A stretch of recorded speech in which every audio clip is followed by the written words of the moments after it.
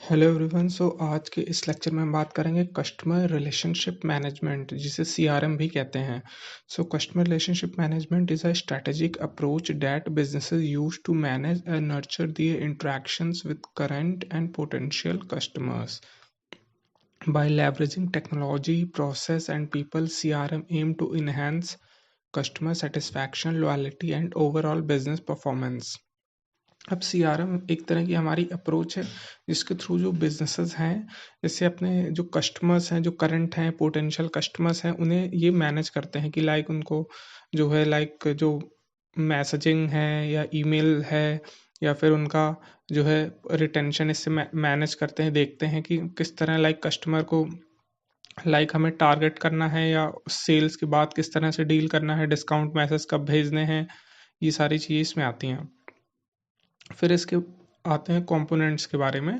Components of CRM: customer centric strategy, it focuses on building long term relationship rather than just short term sales. अब जो customer centric strategy है, ये like long term relationship build करती है, इस पे हम फोकस करते हैं। तो इसमें हम जैसे कि मोस्टली आपने देखा होगा कि जैसे हमारे स्टारबक्स हैं, तो उसमें क्या करेंगे, लॉन्ग टर्म रिलेशनशिप मेंटेन करने से ही काम चलेगा, क्योंकि वो लाइक फूडिंग का बिजनेस है, तो कस्टमर को टेस्ट अगर अच्छा लगेगा और लाइक बिहेवियर इन्वायरमेंट अच्छा मिलेगा तो बार बार आता रहेगा, तो कंपनी के लिए ये ज़्यादा अच्छा है रैदर देन शॉर्ट टर्म की एक बार आया सामान खरीदा एंड फिर वो कभी नहीं आया। तो ये इस तरह से इसमें ये फ़र्क है। फिर है डेटा मैनेजमेंट। डेटा मैनेजमेंट क्या करता है, collect, organise and analyse customer data to personalise interaction and predict need.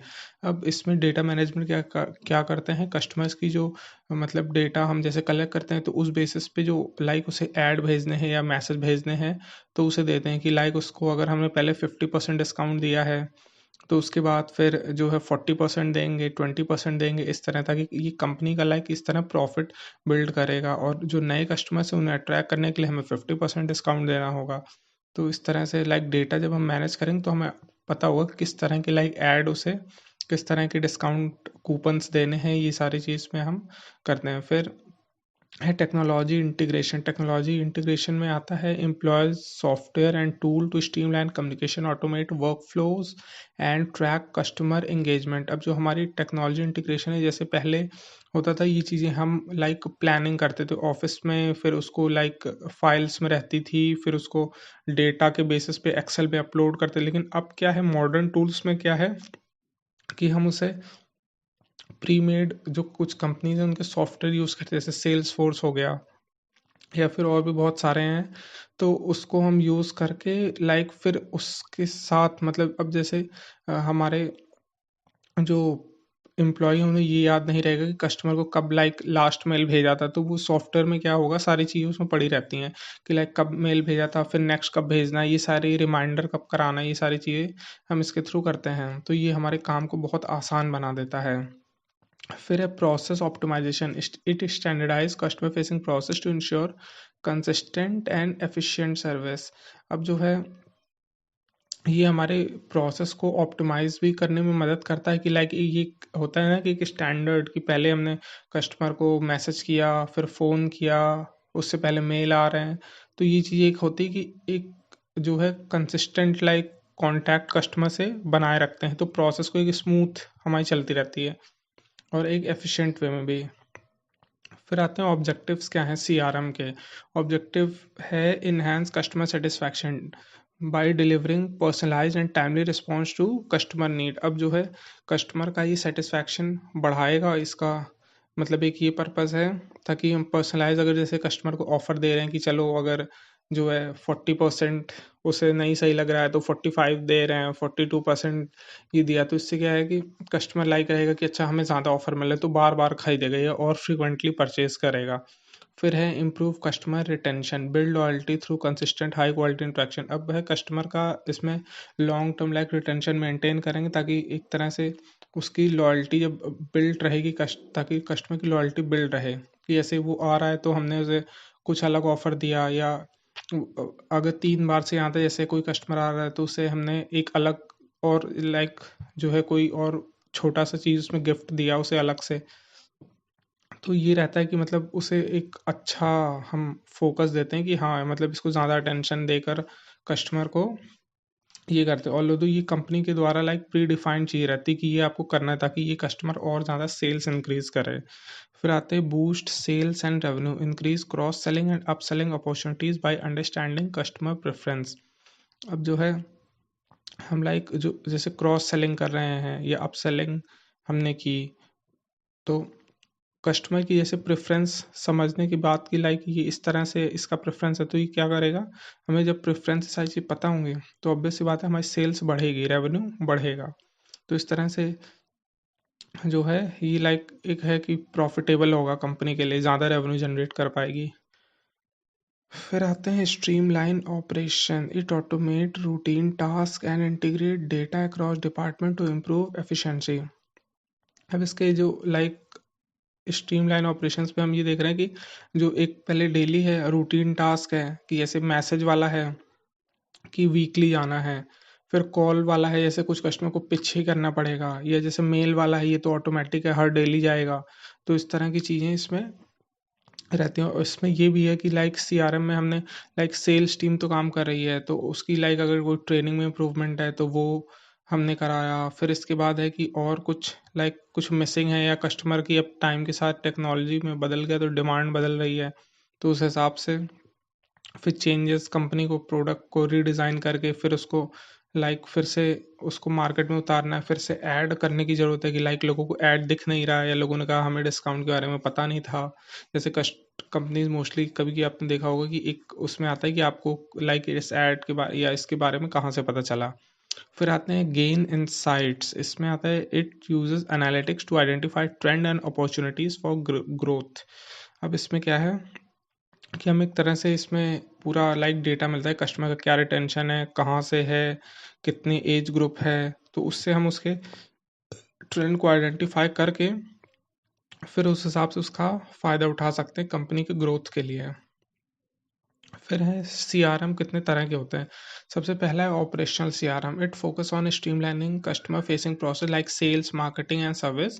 इसका example automatic lead tracking and follow up emails. अब ऑपरेशनल सीआरएम क्या है कि लाइक इसमें जो सेल्स करनी है मार्केटिंग करनी है तो उसमें हम उसको लाइक डेटा को ट्रैक कर रहे हैं, फिर लाइक कस्टमर को फ़ोन किया, ईमेल भेजे, मैसेज किया, तो लाइक कस्टमर कह रहा है अभी बाद में हम सर आज हम फ्री नहीं है, नेक्स्ट डे आप कनेक्ट कर सकते हैं। तो इस तरह लाइक हमने फिर से डेट नोट की, फिर हम नेक्स्ट डे, तो ये है ऑपरेशनल सीआरएम।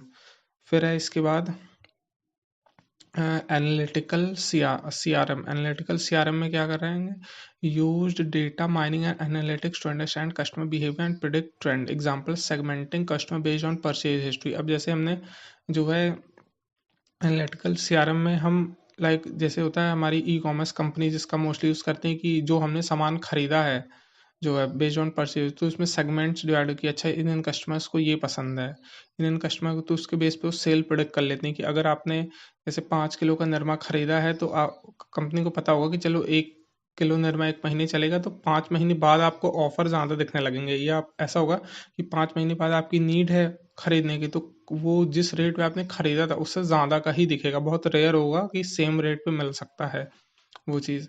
फिर है कोलैबोरेटिव सीआरएम, इसमें आता है it enhances communication and collaboration between department with other customers. अब इसमें इस example sharing customer data cross sales and support team. अब कोलैबोरेटिव सीआरएम में क्या है कि लाइक जो कस्टमर का डेटा कंपनी के पास है तो वो लाइक अलग अलग डिपार्टमेंट है, सेल्स टीम को जैसे पता है कि कस्टमर ने कब कब लिया या कौन उनके अच्छे कस्टमर जो हर बार ले ही लेते हैं।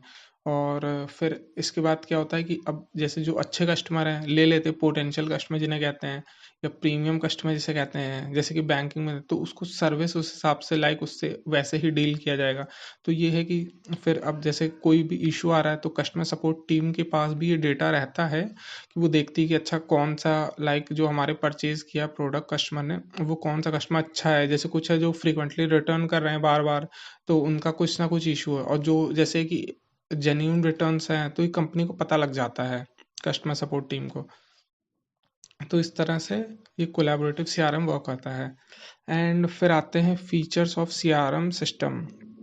अब इसके फीचर्स क्या हैं, सबसे पहले है contract management, it centralise database of customer detail interaction and preferences. Contact management Now, talking to features of CRM system, contact management, centralized database of customer detail, interaction and preference. अब ये होता है कि किस तरह से हम उसे कांटेक्ट करेंगे, उसको मैनेज करने के लिए डेटा हमारा एक जगह स्टोर होना ज़रूरी है, ताकि उसके फिर उससे हम जैसे जिस भी डिपार्टमेंट को डेटा चाहिए उसे यूज़ करके फिर उस हिसाब से उसको हम जो है मतलब एक होता है ना कि डेटा इस हिसाब से पहले तो वो एक डिज़ाइंड फॉर्म में रहे, कि डिज़ाइन फॉर्म से मतलब है कि कि किस तरह उसकी प्रीमियम कस्टमर कौन है, टॉप कस्टमर्स कौन है, फ्रीक्वेंटली कस्टमर जो परचेज करते हैं वो कौन से हैं, और जिन्हें अच्छी ऑफर हैं देना है वो कौन से हैं, जिन्हें पिच करने की ज़रूरत है।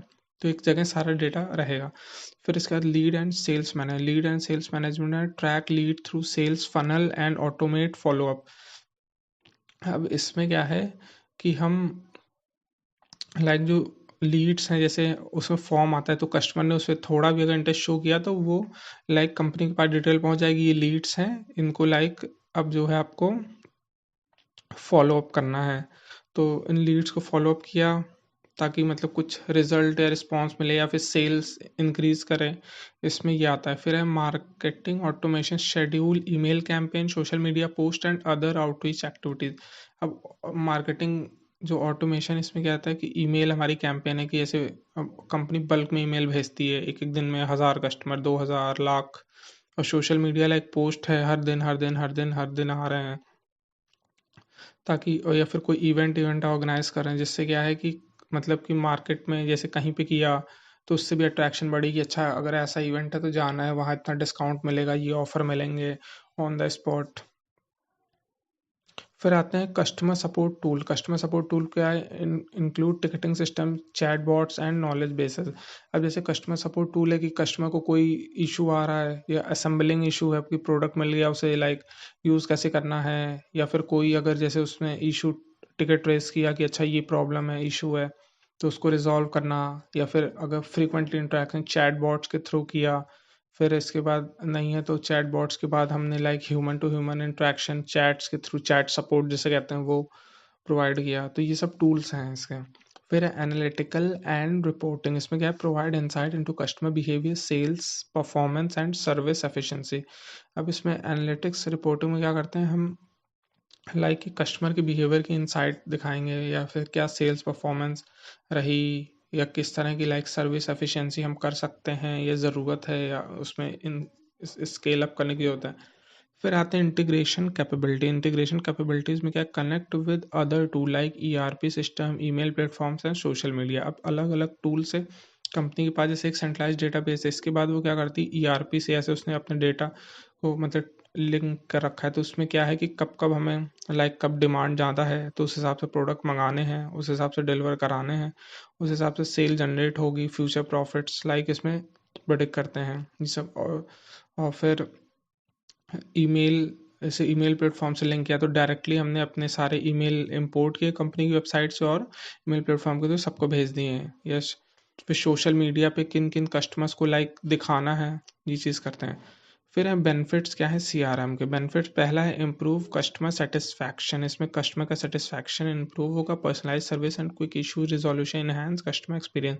अब कस्टमर की अगर उसे पर्सनलाइज सर्विस दे रहे हैं कि सर हम आप ही के लिए बैठे हैं, या फिर क्विक उसका रिजोल्यूशन दे रहे हैं उसकी प्रॉब्लम का, तो उसका ये एक्सपीरियंस मतलब कि बढ़ाएगा। फिर है increased efficiency, automation reduce manual task, saving time and effort. Increase efficiency में क्या है कि ऑटोमेटेड सिस्टम लग तो मैनुअल टास्क कम करेगा, टाइम कम लगेगा, एफर्ट कम लगेंगे। जैसे कि सिस्टम्स में होता है कि मोस्टली ये कॉलिंग वाला आजकल जो बहुत चला है कि हम फ़ोन करते हैं तो उसमें पहले बोलता है कि आपको किस मेन्यू में जाना है, तो ये ऑटोमेटेड हो, वरना उस तरह जैसे होता है कि अदरवाइज़ पहले क्या होता था, फ़ोन करो फिर आदमी गुस्से में कुछ बोल देता था, या फिर उस तरह से फिर उसमें चेक करते थे कि अच्छा इस मेन्यू में है या इसमें डिपार्टमेंट में कॉल ट्रांसफ़र करनी है, तो वो टाइम लेता है। इसमें सीधे आपने क्लिक किया, सीधे वो कॉल ट्रांसफ़र कर देता है।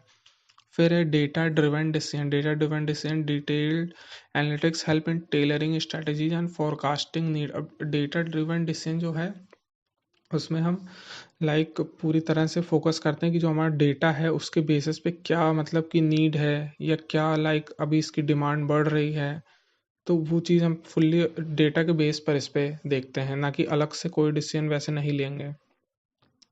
फिर है बेटर कस्टमर रिटेंशन, कस्टमर का जो रिटेंशन है वो कैसे बेटर होगा। इसका एक बेनिफिट है कि proactive engagement, minimising churn rates. अब इसके जो है कि उसका लाइक एक तो एंगेजमेंट जो है रहेगा जितना अच्छा कस्टमर का, ताकि जो है वो क्विकली हमारे प्रोडक्ट को खरीदे, या एक तरह से होता है कि हाँ मतलब कि कंपनी की तरफ की ठीक है, मतलब होता है ना ब्रांड की ऐसी वैल्यू होती है, सुनते ही अच्छा इसकी तरफ तुरंत एक्टिव हो जाते हैं।